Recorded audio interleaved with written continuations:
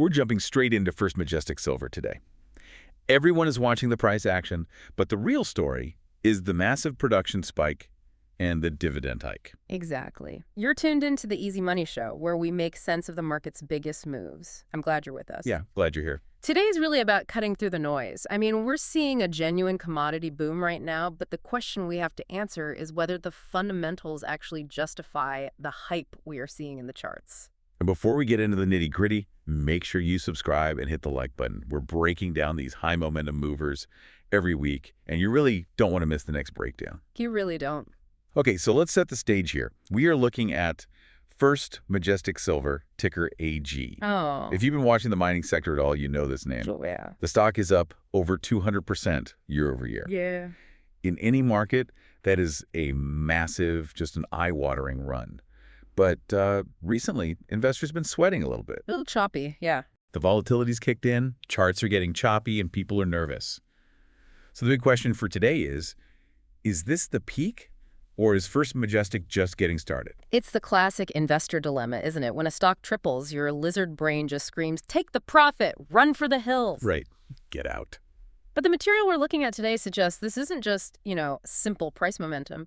They dropped some production numbers for 2025 that are, honestly, they're hard to ignore. This is not the same company it was 12 months ago. No, it is not. And that is where we have to start that production spike. They released their 2025 numbers, and I had to read this twice to make sure I wasn't seeing things. They produced 15.4 million ounces of silver. And that's an 84% increase from 2024. 84%. Just pause and think about that. In the mining world, you usually fight tooth and nail for what, 3, maybe 5% growth? If you're lucky. Production is hard. Geology is stubborn. How do you almost double production in a single year? That doesn't happen just by telling the crews to dig faster. It definitely doesn't. You can't just tell the guys to work double shifts. This is purely strategic. A massive chunk of this growth is coming from the acquisition of the Los Gatos mine. Oh, okay. When they announced that deal, there was a lot of skepticism, remember, did they overpay? But now, we are seeing the payoff. Los Gatos alone added 1.5 million ounces just in Q4. So this is an M&A or mergers and acquisitions success story, which is actually pretty rare in mining. It's so rare. Often a company buys a mine and just struggles to integrate it. Precisely. And it gets even better when we look at the consolidated silver equivalent ounces. Okay, pause there for a second. Silver equivalent. We see AEQ in reports all the time. Right. For anyone listening who isn't a mining geologist, let's break that down real quick. Good catch. Yeah. So most silver mines aren't pure silver mines. Nature isn't that organized. When you dig up the rock, you also find gold, lead, zinc, all mixed in there. Right. The byproducts. Silver equivalent is just a standardized metric. They take the value of that gold, lead, and zinc and calculate how many ounces of silver that would equal in dollar terms.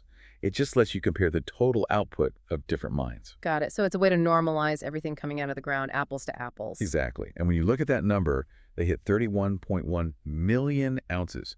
They beat their own revised guidance. Wow. This tells us that the integration of Los Gatos wasn't just smooth, it was accretive. Like immediately, they bought a high-performance engine, bolted it onto their car, and it actually worked. And that performance is bleeding right into the financials. I was looking at the revenue projections based on this. We're tracking to exceed $500 million. And if you annualize recent quarters... We're talking about a company potentially hitting a $1 billion run rate. That puts them in a completely different weight class. But revenue is vanity, profit is sanity, right? So we have to look at the margins. Of course. And this is where it gets really interesting for me. Their EBITDA margins are sitting at 33.4%. EBITDA. So earnings before interest, taxes, depreciation, and amortization. Basically the core operating profitability. Right. And in mining, a 33% margin is robust. You have to remember, mining is an inflation-heavy business. Oh, yeah. Fuel costs alone. The cost of diesel, labor, explosives, steel, all those costs have gone up.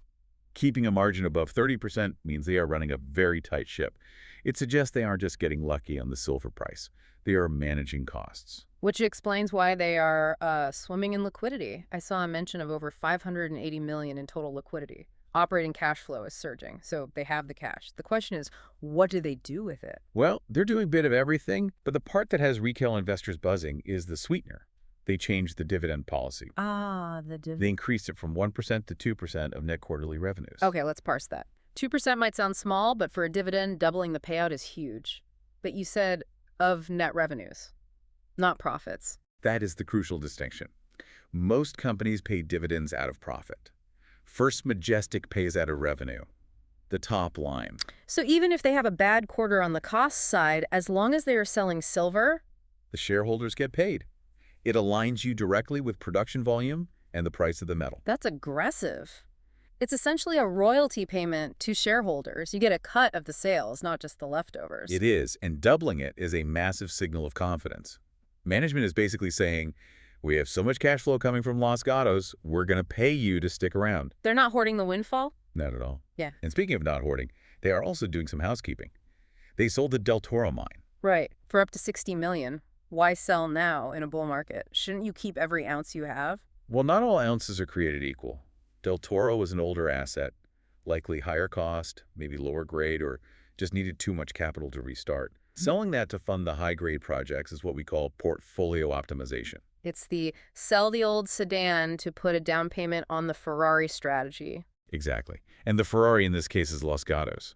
You get rid of the maintenance headache and focus on the high-performance machine. And the market is clearly loving this strategy. We mentioned the 252% year-over-year gain. But technically, something happened on the charts that has traders really excited. The Golden Cross. Yes. For the technical geeks out there, the Golden Cross is a lagging indicator but a powerful one, psychologically. It's when the 50-day moving average crosses above the 200-day. So the short-term trend is accelerating faster than the long-term trend. Correct. And it's seen as a long-term bull market confirmation. It just draws in the algorithmic traders, the funds that run on autopilot. And I saw that institutional interest is rising too. Big players like Murray and Van Eck are upping their stakes. They are piling in. When you see institutions buying after a 200% run, it usually implies they think the fundamentals still haven't been fully priced in yet. They think there's still meat on the bone. Okay, so let's recap the bull case. We have record production, a billion-dollar revenue trajectory, a doubled revenue-based dividend, and the charts look perfect. It sounds like a slam dunk. It does. Why isn't this the only stock we own? Why aren't we mortgaging the house? Well, hold on. This is the easy money show, not the guaranteed riches show. We have to look at the flip side. Of course. There are some significant risks here, and if you ignore them, you could get hurt. We need to talk about the bear case. Let's do it. Take the rose-colored glasses off. Where are the cracks in the armor? The first crack is glaring, and it's right in the valuation. We talked about the stock being up 250%. Well, that means it's expensive. The price-to-sales ratio is sitting at 10.9x. Nearly 11 times sales. For a mining company, that sounds like a software multiple. Usually miners trade at, what, 3, maybe 4 times sales? Exactly. The industry average is way lower. You are paying a massive premium for that growth. It's priced for perfection. It is. If you look at some value estimates, like the one from Guru Focus, they calculate a fair value around $9.07. If the market corrects this thing back to fair value, you are looking at over 50% downside. That is a long way down. It means any slip-up, any bad news, and the air comes out of the balloon very, very fast. And the bad news might not even be First Majestic's fault. This brings us to the macro threat. They can execute perfectly, but they do not control the price of silver. And silver is a volatile beast. I saw those reports from early January.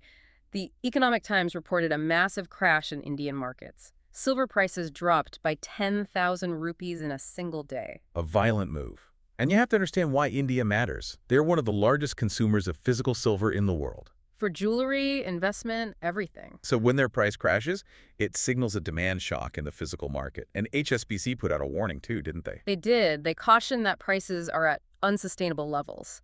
Their argument is that industrial demand might be weakening. Right. Silver isn't just money like gold. It's an industrial metal. It's in solar panels, EVs, electronics. If the global economy slows down. Factories order less silver, so if recession fears come back, silver takes a hit. Exactly.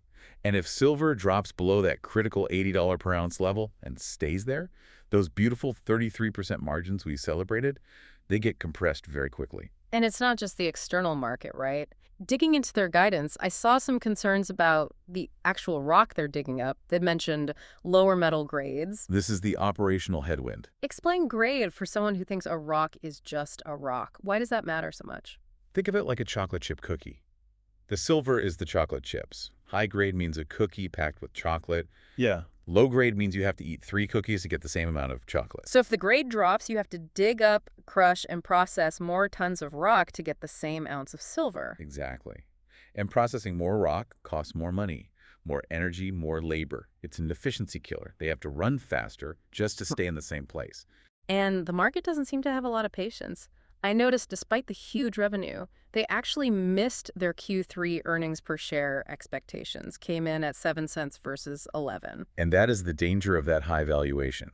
When you're priced for perfection, you cannot miss. The market punishes misses severely. One other financial detail, the convertible notes. They raised $350 million. That adds cash, but isn't that a dilution risk? It is. Convertible notes are debt today, but the holder can convert that debt into shares of stock later. So if the stock price goes up, the debt holders become shareholders. Right. And new shares are created. Yeah. That means your slice of the pizza gets smaller. It's called dilution. It's a standard tool, but it's not free money. So let's summarize the battlefield. Bull side, explosive production, huge revenue, a shareholder-friendly dividend. Bear side, a nosebleed valuation, a shaky silver market, and lower-grade rock. That's the landscape. High risk, high reward. It is definitely not a boring savings account. So if I'm watching this, what specific triggers should I be looking for in the next 30 days? What actually moves the needle? 4 specific things. First, the big one is coming up on February 19th, 2026. The full year earnings release. Correct. This is the moment of truth. We know the production numbers, but we don't know the costs yet. This release will reveal how much it cost to get those ounces. It'll also give us the detailed guidance for 2026. And if they guide for higher costs because of those lower grades, the market might freak out. Exactly. Guidance is everything. Mark February 19th on your calendar. What's number 2? Watch the spot price of silver like a hawk, specifically that $80 level, and the equivalent levels in places like India. These are psychological support lines. If silver breaks support, First Majestic will likely follow. The tide goes out, all the butts go down. You got it. Third, the Del Toro sale. We need confirmation that the $60 million deal actually closes. Deals fall apart. If that cash hits the bank, it strengthens the bull case. And finally, I'm guessing we need to see if they can find better chocolate chips. Exactly. Keep an eye out for exploration results. They drilled 57,000 meters in Q4. That's a lot of holes in the ground. That's aggressive exploration. It is. They're hunting for high-grade veins. If they announce a new discovery, that could completely offset the fears about declining grades. It could change the economics of the whole company instantly. It really is a treasure hunt at the end of the day. Okay, we've covered a lot of ground here. It's a complex picture, but that's why it's so interesting. So give us the final thought. How should we frame this mentally? Here is the final provocation I want you to think about. Is First Majestic just a mining company? Or, with that 2% revenue-based dividend and its massive sensitivity to silver prices, has it effectively become a leveraged silver ETF that pays you a yield? Huh. A leverage ETF that pays you. Think about that. You get the explosive upside of the metal plus a paycheck every quarter, but you are taking on the operational risk of the miners. It's a fascinating way to frame it. You're buying the machine, not just the metal. That's the lowdown on First Majestic. Keep your eyes on the charts, and we'll catch you on the next one. Stay curious. And don't forget to subscribe. We'll see you next time.